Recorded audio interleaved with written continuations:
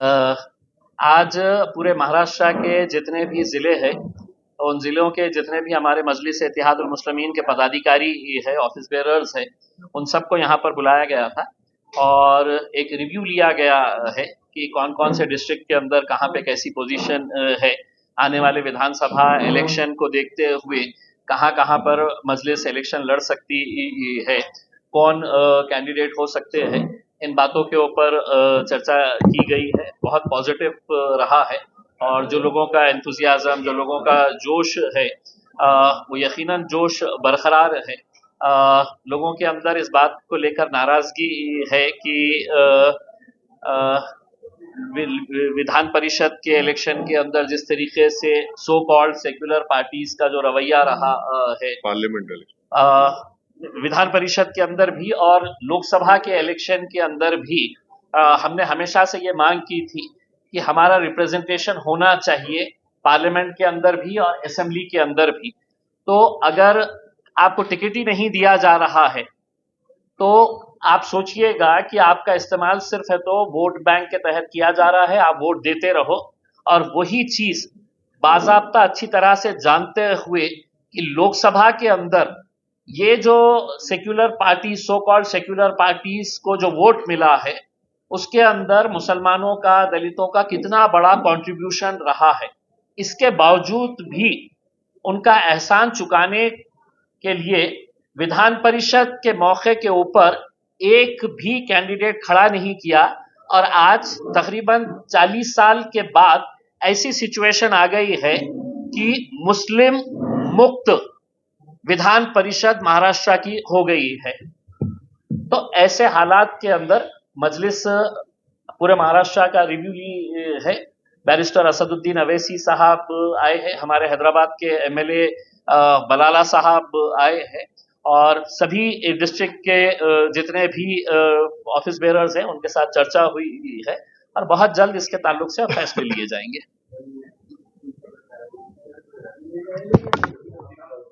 क्या हुआ?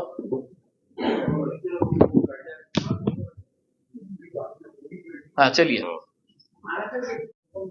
बोलिए आपकी देखिए अभी आज के दिन हमने एक रिव्यू लिया है कि कहाँ कहाँ पे हम स्ट्रांग हो सकते हैं, कहाँ कहाँ पर।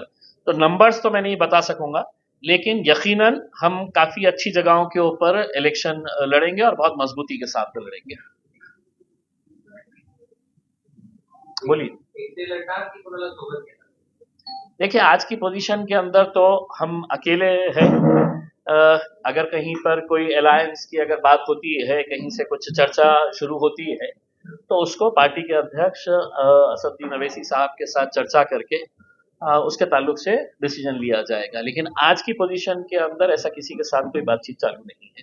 इससे पहले मनोज जरांगे जी ने कहा था कि महाराष्ट्र में मुस्लिम दलित और बाकी जो पिछड़े वर्ग है उसको साथ लेकर महाराष्ट्र के आने वाले चुनाव को लड़ने वाले हैं। तो एमआईएम इसके बारे में क्या सोचती है, क्या सोचते हैं मनोज जरांगे जी के इस पर्याय के बारे में? आप वर्किंग प्रेसिडेंट आप बोल रहे हो। नहीं देखिए, एमआईएम को भले ही आप एक अलग नजरिए से देखते हैं, लेकिन हम ऐसा कास्ट बेसिस के ऊपर कि ये जाति के लोगों के साथ में मिलकर हम इलेक्शन लड़े। हमारे पास आज के दिन है तो अलग अलग जाति, धर्म और मजहब के लोग जो है वो एमआईएम के साथ जुड़ रहे हैं। तो जरांगे पाटिल साहब ने जो कहा है, आने वाले वक्त के अंदर पॉलिटिकल सिचुएशन सिनेरियो क्या होने वाला है ये देखने को मिलेगा। हर रोज कुछ ना कुछ महाराष्ट्र के अंदर पॉलिटिकल डेवलपमेंट हो रहा है। आज जो एक पार्टी के अंदर है वो रात होए हुए तक दूसरी पार्टी में चले जाता है, सुबह होए तक तीसरी पार्टी में चले जाता है। तो अगले कुछ दिनों के अंदर बहुत कुछ बदलाव आने वाला है। उसके बाद डिसीजन लिया जाएगा अगर किसी को साथ में लेकर चलना है तो। एक सेकंड, ये सवाल का जवाब। ऐसा है ना कि मैं हमारे जरांगे साहब की बड़ी इज्जत करता हूं और मैं उनको मुबारकबाद भी देता हूं कि उनके इस आंदोलन की वजह से 8 मराठा एमपीज कामयाब हुए मराठवाड़ा में और महाराष्ट्र में एक भी मुसलमान एमपी नहीं है। महाराष्ट्र में ओबीसी समाज के एमपी जीत कर आए, मगर एक भी मुसलमान एमपी नहीं जीता। तो ये भारत की जो हमारी जमहूरियत है, हम ये दावा करते कि हमारी जमहूरियत, हमारी लोकशाही जो है वो एक रिप्रेजेंटेटिव फॉर्म ऑफ डेमोक्रेसी है। अब रिप्रेजेंटेटिव फॉर्म ऑफ डेमोक्रेसी में आपका हर समाज का एमपी जीतकर जाता है महाराष्ट्र से, और एक समाज का कोई एमपी नहीं जीतता है तो मुसलमान समाज का है। तो ये बात इन तमाम जिम्मेदारों को सोचने की जरूरत है, और हमारी कोशिश यही है कि जो औरंगाबाद से इम्तियाज जलील साहब को कामयाबी नहीं मिली, इसका ना सिर्फ महाराष्ट्र के पूरे मुस्लिम समाज में एक गम है, गुस्सा है, और वो गम और गुस्सा ये कह रहा है कि भाई हर समाज का आदमी जीत रहा है, हमारा एक एमपी था मुस्लिम समाज का, उसको हराने के लिए सब मिलकर उसको हरा दिए। तो ये सच्चाई है, और भारत की पार्लियामेंट में आज पहली मर्तबा ऐसा हुआ है कि अपर कास्ट और backward OBC, other backward class का रिप्रेजेंटेशन बराबर हो चुका है भारत की पार्लियामेंट में। और किसी समाज का अगर पॉलिटिकल रिप्रेजेंटेशन सिर्फ 4% है, 14% आबादी भारत में मुसलमानों की है, और सिर्फ 4% एमपी जीत कर आ रहे, तो ये आखिर ये मुसलमानों से उनको वोट डालने के लिए क्यों पीछे हट रहे? मुसलमान तो झोली भर भर कर वोट डाला ना सबको। हम सब जब डाल रहे हैं वोट, तो हमको क्यों नहीं वोट डालते? तो ये सवाल मेरा ये तमाम पॉलिटिकल पार्टी से, ये तमाम लीडर से, और ये सवाल मुसलमानों को भी सोचना है। हम वोट डालने वाली मशीन तो नहीं है ना, हम तो एटीएम नहीं है कि तुम आओ और हमको दबा दो और हम डालते जाए वोट। तो ये आपके सवाल का जवाब ये है। कोई प्रस्ताव आता है या आपकी तरफ से? अगर उनकी तरफ से कोई प्रस्ताव आता है तो आपको साथ लेके जाके बात करता हूं मैं हमेशा जो है, मैं जरांगे साहब, देखिए सुनिए एक मिनट, मैं जरांगे साहब को मुबारकबाद देता हूं कि उन्होंने खड़े हुए अपने समाज के लिए, और उनके खड़े रहने की वजह से 8 मराठा एमपी को उन्होंने कामयाब कर दिया। बीड़ से उन्होंने पंकजा मुंडे को शिकस्त हो गई। तो ये उनकी कामयाबी है ये। मगर कामयाबी जहां उनकी हो रही है, जो मुस्लिम समाज की कामयाबी क्यों नहीं हो रही है? और ऐसा ही हमको लड़ना है मुस्लिम समाज को भी अपने राइट्स के लिए, और इंशाल्लाह हम वो कोशिश कर रहे हैं और करेंगे। दूसरी पार्टियां तो सिर्फ मुस्लिम, दूसरी पार्टीज तो सिर्फ मुस्लिम वोट को लेना चाहती है, कैंडिडेट नहीं दे सकते। तो इम्तियाज साहब ने सही कहा, आज आपके महाराष्ट्र काउंसिल में ना, काउंसिल में तो कोई नहीं है मुसलमान। तो ये महाराष्ट्र के 11% मुसलमानों के लिए एक बहुत ही तकलीफदेह बात है। अगर उनकी तरफ से कोई बातचीत होती है, हम बराबर बात करेंगे। वैसा हम अपने दरवाजे बंद नहीं कर रहे हैं। नहीं, हम तो चाह रहे कि मराठा समाज को रिजर्वेशन मिलना चाहिए, हम उसके खिलाफ नहीं है। हम ये भी चाहेंगे कि मुसलमानों, महाराष्ट्र के जो मुसलमानों में जो बैकवर्ड कास्ट है, जिनको बॉम्बे हाई कोर्ट ने एजुकेशन में अलाउ किया, तो हम ये चाहेंगे कि उसको कंटिन्यू करें। उसको क्यों नहीं देते आप? भाई एक मेरा सवाल मुझे जवाब मुकम्मल होना दीजिए। और रिजर्वेशन का वो बॉम्बे हाईकोर्ट का जजमेंट है मुसलमानों के फेवर में। एम्प्लॉयमेंट में उन्होंने कहा कि 50% के ऊपर जा रहा है, इसलिए हम नहीं दे सकते। तो आज भी हम इस बात का डिमांड करते हैं कि नरेंद्र मोदी की गवर्नमेंट और मोदी अपने आप को पार्लियामेंट में खड़े होकर सीना पे हाथ मार के बोले बैकवर्ड क्लास का नेता मैं हूं, तो नरेंद्र मोदी अगर वाकई में बैकवर्ड क्लास से मोहब्बत करते हैं, जो इस देश की 50% ज्यादा आबादी है, तो पार्लियामेंट में बिल लेकर आओ। आप 50% की जो लिमिट को ब्रीच करो, पूरे पॉलिटिकल पार्टी सपोर्ट करेंगे उसको। लेकर आइए ना बिल आप। और यकीनन मिलना चाहिए, जहां पर आप हम मराठाओं को मिलना चाहिए, वहीं पर मुसलमानों को भी मिलना, मुसलमान के नहीं, मुसलमान जो बैकवर्ड कास्ट है उनको मिलना चाहिए। 24 साल का अरसा गुजर चुका है, हमने से निकलने में हाईकोर्ट ने ऑर्डर दिया था। नहीं, हाईकोर्ट का ऑर्डर जो आप बोल रहे 2014-15 का है, वो कांग्रेस गवर्नमेंट जो है जाते जाते वो उसको इशू कर दिए जीआर को।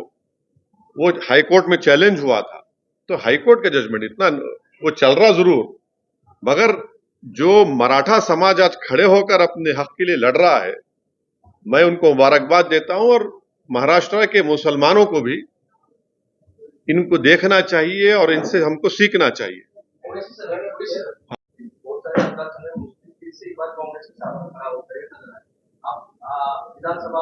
नहीं, मैं वही तो आपको कह रहा हूं कि हम वही तो कह रहा हूं कि हम वोट डालने वाले बन गए, सिर्फ वोट लेने वाले नहीं बन रहे हम। और इसी वजह से पॉलिटिकल पार्टीज जो है मुसलमान को ना टिकट देते। पूरे महाराष्ट्र में इंडिया अलायंस ने एक भी मुसलमान टिकट नहीं दिया। खैर, नरेंद्र मोदी तो बोल दिए हमको हम घुसपैठी हैं, तो कहां घुसपैठी टिकट देंगे वो। तो हम तो सिर्फ वोट डालने वाले बन गए, और एक कैंडिडेट था, पूरे मिलके उसको हराने पे बैठ गए। तो ये औरंगाबाद से जो वर्डिक्ट गया है, ये एमआईएम पार्टी नहीं जीती मत समझिए, बल्कि महाराष्ट्र का एक एक मुसलमान ये कह रहा है कि भाई तो हमारी आवाज थी इम्तियाज जलील। इम्तियाज जलील हमारी एक पॉलिटिकल एक शख्सियत थी जिसको सब ने मिलकर हराया। आज इलेक्शन तो हो गया, मगर सब जगह से तकलीफ यही है कि भाई हमने आपको परभनी में वोट दिया, हमने आपको नांदेड़ में वोट दिया, हमने आपको धुलिया में वोट दिया, हमने आपको मुंबई में वोट दिया, थाने में दिया, आपको हर जगह दिया, मगर जब इम्तियाज जलील का नाम आ गया सबके सब सुन हो गए। तो ये एक मैसेज है ये। हाँ, नहीं, आपका ये सवाल है, ये आपका ये मानना है। नहीं, देखिए, अगर आप जर्नलिस्ट है तो अपने ऑब्जर्वेशन आप अपने तक रखिए, आप सवाल करिए मेरे से। ये आपका ऑब्जर्वेशन हो सकता है, मैं डिसएग्री करता हूं उसको। इस शहर में जितने आपने भाषण किए थे उतने हमने पूरे सुने। हाँ। इस लोकसभा चुनाव में आपने कहा था कि जो भी गलतियां हो रही है वो छोड़ दो और इकट्ठा आके इम्तियाज जलील को जिताओ। लेकिन इस बार ऐसा हुआ है कि जो मुस्लिम बहुल भाग है, जिसमें पूर्व मतदार संघ है और मध्य मतदार संघ है, वहां भी आपको लीड नहीं मिली जितने पिछले साल थी, मतलब पिछले इलेक्शन में। ऐसा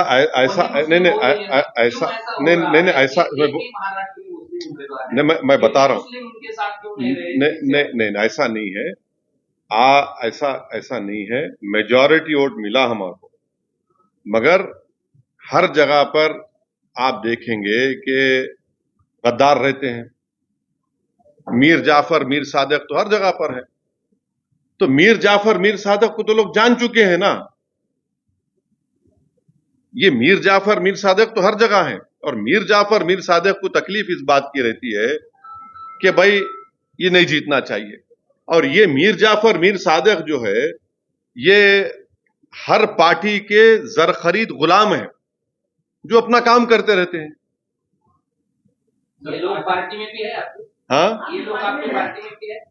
नहीं, देखिए, ये औरंगाबाद की जनता जानती है इन लोगों को, आप भी जानते हैं, दुनिया जानती है, और इंशाल्लाह इनको सबक मिलेगा।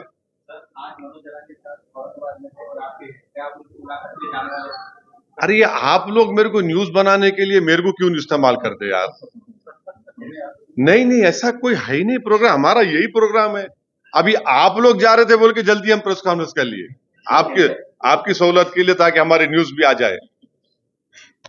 उनका बड़ा मालूम हुआ मेरे को आने पर मालूम हुआ। महाराष्ट्र में एक योजना ये लाठी लेकिन लाडली बहन बोल के एक योजना महाराष्ट्र सरकार ने जारी की है। हाँ हाँ, उसमें एक मनसे के नेता ने ऐसा कहा है कि इसका लाभ जो है मुस्लिम को ना दिया जाए। उनको चार अच्छा, तो जिसकी मिस्ट्रेस है कि उसको भी मिलना नहीं मिलना, जिसके माने जो जो शादी नहीं करके लिव इन रिलेशनशिप करके बच्चे भी हो जाते हैं, उनको मिलना नहीं मिलना। हाँ, अब आप बोलेंगे नहीं, जो जो बाप शराब पीता उसकी बेटी को नहीं मिलना, तो पूरे के पूरे आउट हो जाएंगे। फिर तो तानिक पूरा पीते 6 बजते की। तो ये हर चीज मुसलमान को ला लेना कि बच्चे ज्यादा पैदा करते, क्या वही बोले ना, बच्चे ज्यादा पैदा करते। वो पागल है बोलने वाला। उन्हें अगर पढ़ लिखता, थोड़ा नेशनल फैमिली हेल्थ सर्वे पढ़ लेता वो दीवाना, तो उसकी आंख खुल जाती कि टीएफआर रेट गिरा है। तो जाहिल है उन्हें, उसको सिर्फ एक ही 1 पॉइंट एजेंडा है, नफरत करो मुसलमानों से। जैसा नरेंद्र मोदी अपना भाषण बोले थे पार्लियामेंट में कि घुसपैठी है, बच्चे ज्यादा पैदा करते और मंगलसूत्र छीन के ले जाएंगे, भैंस खींच कर लेके जाएंगे, तो उन्हें बोल रहे ज्यादा बच्चे पैदा करते। अरे प्यारे, तुम जिसके इशारों पर कठपुतली बने हुए हैं, नरेंद्र मोदी को भी 6 भाइयां हैं, अमित शाह को 6 बहनें हैं। अब उसका जिम्मेदार कौन है? अब कौन जिम्मेदार है उसका, बोलो ना। तो ये इनका नफरत है। अगर वो इंपेरिकल एविडेंस पढ़ते तो खैर आपके जरिए से उनको ज्ञान मिल गया आज। सरकार बहुमत में नहीं। कौन सी सरकार? मोदी सरकार अभी वर्तमान। हाँ, अगर कल बहुमत करने के लिए वोटिंग का वक्त आता है तो आपकी तो आप किसके फेवर में? अरे हम ही तो लड़ रहे मोदी से। घुसपैठी हमारे को बोल दिए, ममता बनर्जी घुसपैठी बोले। मंगलसूत्र छीन के चोरी का हमको देने का, किसका बोले? हमको बोले, मुस्लिम कम्युनिटी को बोले। किसकी भैंस चोरी करके दी जाएंगी, चोरी का हमको बोले। अरे पूरा मुस्लिम कम्युनिटी को टारगेट करके बीजेपी ने जीता ना, जितने सीट जीते। सुनिए सुनिए, सब बुलडोजर चल रहा है किसके घर पे? मुसलमानों घरों पे।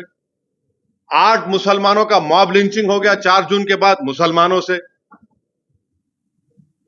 अरे भाई, निशाना तो हम बन रहे हैं ना, तो हम ही तो मुखालिफत कर रहे बीजेपी की। इलेक्शन में भी कर रहे, जान भी हमारी जा रही, घर भी हमारा टूट रहा, बच्चे ही हमारे जेल को जा रहे, तो हम ही तो मुखालिफत कर रहे बीजेपी की।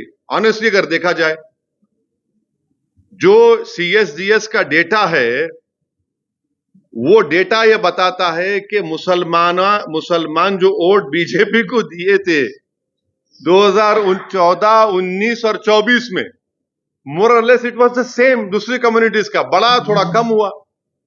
और असदुद्दीन ओवैसी, इम्तियाज जलील जब एमपी थे हम दोनों, तो 2019 जुलाई में यूएपीए का अमेंडमेंट लाया गया था, उसकी तो मुखालिफत हम करें, कांग्रेस पार्टी साथ दी ना उसका। आप लोग क्यों नहीं आप लोग ये पूछते नहीं उन लोगों से?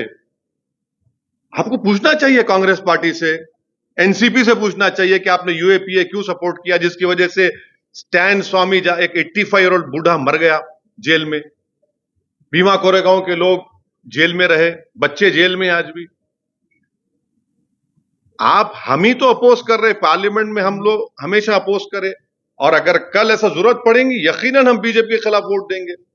मगर हर चीज पे टारगेट तो हम है ना, नुकसान तो हमारा हो रहा। हमारी पार्लियामेंट में हमारी मेंबरशिप रिप्रेजेंटेशन 4% है, अपर कास्ट का ओबीसी का बराबर हो गया। जेलों में सबसे ज्यादा मुसलमान, दलित, आदिवासी है। घर सबसे ज्यादा बुलडोजर से तोड़े जा रहे हमारे मुसलमानों के। लव जिहाद हमारे पे इल्जाम। तो हर चीज का हम पे सवाल भी हमसे होता है। मर्रो मैं और मेरे को बोलेंगे तुम उनका साथ देंगे नहीं देंगे। अरे भाई, आप ये तो सवाल कम से कम हकायक को देखकर तो करो ना। नहीं, हाँ, मैं बोल दिया आपका। आप नहीं, मेरा आपको सवाल का जवाब दे दिया। अगर ये आप ये नहीं कि पूछते कि भाई आप इम्तियाज जलील क्यों आ रहा है, आप लोग इम्तियाज जलील क्यों आ रहा है, ये पूछना चाहिए लोगों को। एक एमपी था मुस्लिम, आप हराए उसको। हाँ, महाविकास आघाड़ी की पूरे सीट गिराने का बता दिया। हाँ, महाविकास आघाड़ी की सीट पूरे गिराना है, क्या प्लान है आपके? क्या पूरे 48 लोकसभा सीट में एक मर्द खड़ा हुआ था जिसका नाम इम्तियाज जलील था, पूरे मिलके उसको हराने पे लग गए। सुनिए, एक मिनट ठहरिए। आप गिराने की बात कर रहे हैं, इम्तियाज जलील गिराने में सबका हाथ है। कोई सामने से हमला करा, कोई पीछे से करा, कोई साइड से करा, वो सब महाराष्ट्र की जनता देख चुकी है। सुनिए सुनिए सुनिए सुनिए, आपका सवाल हो गया, जवाब सुनो। अब आप, हम एक पॉलिटिकल पार्टी है, हम लड़ते हैं, हम जीतने के लिए लड़ते, किसी को हराने के लिए, गिराने के लिए नहीं। ये कोई कुश्ती का दंगल नहीं है कि चित करके गिरा देना, कि बॉक्सिंग मैच नहीं है पंच मार के गिरा देना। एक जमहूरियत डेमोक्रेसी में एक डेमोक्रेटिक पॉलिटिकल फाइट होती है। नहीं, आपको नहीं, आप झूठ बोल रहे हैं, आपको नहीं मालूम, झूठ बोल रहे हैं आपको झूठ बोल रहे हैं। देखिए, आप सवाल करिए, अपना ऑब्जर्वेशन मत दीजिए। आपका ऑब्जर्वेशन है, बाहर लेके जाइए। एज अ जर्नलिस्ट आप सवाल करिए, मैं सुनने तैयार हूं। मगर अलायंस क्यों टूटा, जब मैं किताब लिखूंगा बताऊंगा आपको, मगर हमारी वजह से नहीं टूटा अलायंस।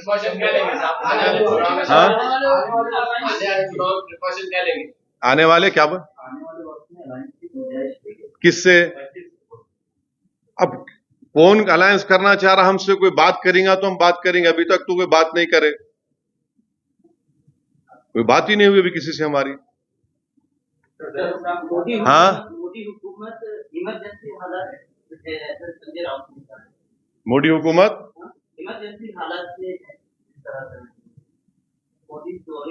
नहीं, इमरजेंसी यकीनन इंदिरा गांधी ने नाफिज किया था। नरेंद्र मोदी सरकार में सबसे ज्यादा यूएपीए का इस्तेमाल मुसलमानों पर, दलितों पर, आदिवासियों पर हुआ। नरेंद्र मोदी जब प्राइम मिनिस्टर है 10 साल में सबसे ज्यादा घर तोड़े गए बुलडोजर से मुसलमानों के।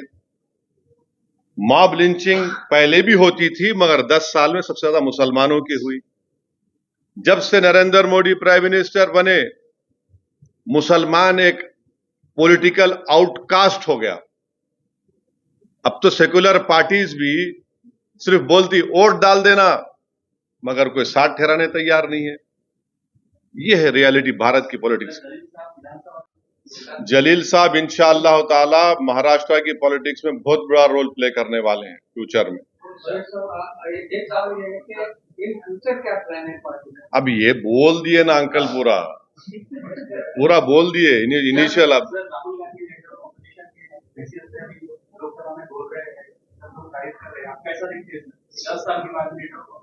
हाँ, तो उनके पास स्ट्रेंथ है, उन्होंने 10% उनके पास आ गए, उन्होंने एलओपी बन गए। ये है।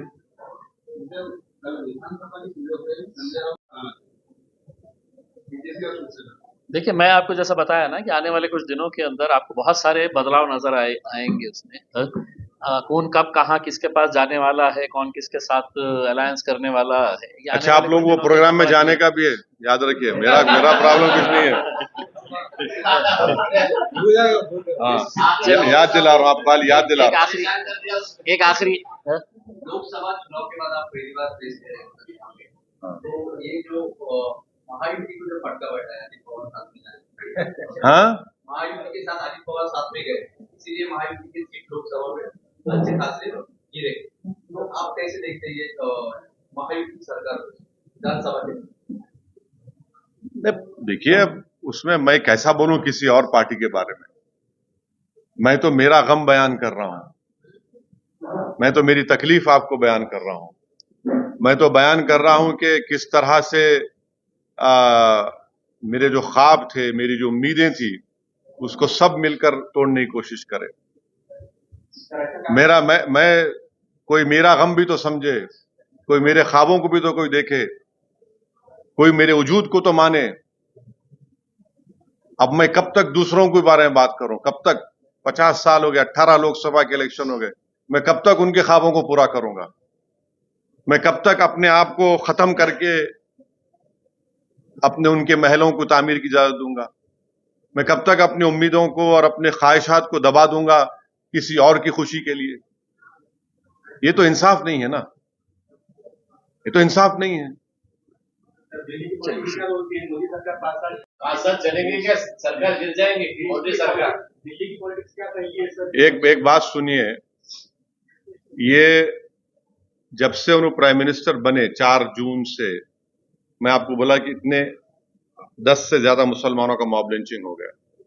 मध्य प्रदेश में, यूपी में कई जगह पर घरों को तोड़ दिया गया, बल्कि आप ही के बिरादरी के मीडिया के लोगों ने एक मॉब लिंचिंग को रिपोर्ट किया तो ये नया कानून के तहत उन पे केस बुक कर दिए। तो अब फ्यूचर में क्या होता है मेरे को नहीं मालूम, मैं तो कोई ज्योतिषी नहीं हूं, मैं अपनी हथेली को देखकर तो बोल नहीं सकता, ना मैं आसमान के तारों को देखकर बोल सकता। मैं जरूर ये बोल सकता हूं कि सबसे ज्यादा तकलीफ में अगर कोई आज है तो भारत के मुसलमान हैं। वो इस बात को समझ नहीं पा रहे हैं और समझना भी चाहिए। वोट डालने वाले बन गए मगर उनको कोई जिताने वाले तैयार नहीं। इसलिए पिछले 5 साल में अभी आबादी में लोकसभा के हाँ गए ना, पिछले 5 साल आपके साथ कोई तो भी बैठा था। हाँ। जब आप गए तो वहाँ पे याद आएगा? मैं यकीनन इम्तियाज जलील मेरे को बहुत याद आया। इम्तियाज जलील मैं जब ओथ लिया तो मेरा ओथ बड़ा फेमस हो गया पूरी दुनिया में। आप लोगों ने, आपका शुक्रिया बहुत बहुत, थैंक यू वेरी मच। नहीं सुने को ठहरो, इम्तियाज जलील मेरे को पैगाम भेजा है, असद भाई आप ओथ लिए और बहुत अच्छा लिए। तो मैं उनको मैसेज करा, यार इम्तियाज तुम्हारी कमी बड़ी महसूस हो रही है। यकीनन मेरे को कमी महसूस हो रही है। हम 2 थे भाई, मगर पूरों पे भारी थे हम लोग। मगर ठीक है, अल्लाह का जो फैसला है, मैं अकेला हूं तो लड़ेंगे, कोशिश करेंगे। मैं पहले भी 15 साल अकेले था और अपनी जितनी मुझसे कोशिश हो सकती है इंशाल्लाह मैं कोशिश करूंगा, अपनी बात को रखूंगा। मगर सवाल यह है कि नुकसान किसका हो रहा है, किस कम्युनिटी का नुकसान हो रहा है, किस समाज को आप पॉलिटिकल रिप्रेजेंटेशन उनका रोक रहे हैं। इतना बड़ा प्रदेश है ये, भारत का दूसरा बड़ा प्रदेश है, फाइनेंशियल कैपिटल पूरा देश का इस प्रदेश में है, और वहां से आपका एक मुसलमान एमपी नहीं है। कौन सा सेकुलरिज्म के तुम बाजे बजा रहे हो? कौन सा मॉरल विक्ट्री ये लोग बोल रहे हैं? इनको तो आईने में अपना चेहरा देखकर बोलना चाहिए moral victory. What moral victory is this? ये मॉरल विक्ट्री नहीं है, this is a victory of Hindutva, this is a victory of majoritarianism. ये है सच्चाई। बस अब बस हो गया, बस चलिए अभी हमारा मीटिंग है।